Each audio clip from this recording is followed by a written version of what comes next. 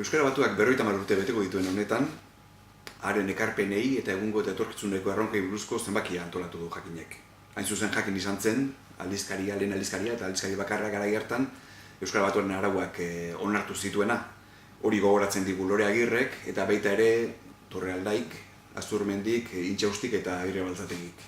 Iritzi bilketa zabal bat egin dugu, Euskara Batuaren ekarpenei eta erronkei buruzkoa, 22 lagunek erantzun digute, tartean Sakarrero Aleman, Arkaitz Kano, Iñaki Goirizelaia, Xaber Euskitze, Imiren Amuriza, Blanca Urgel eta beste.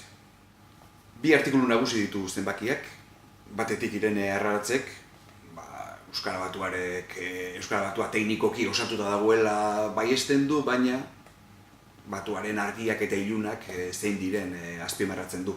Bestetik Pruden Gartziak Euskara Batuaren historia intelektualaren zirriborro bat aurkezten digu.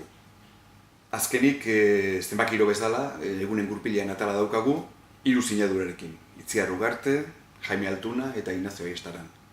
Eta, kontrastalean, beti bezala, ironiaz beterik, Unai Iturriagaren irudia. Poliki irakurri eta ondo bizi.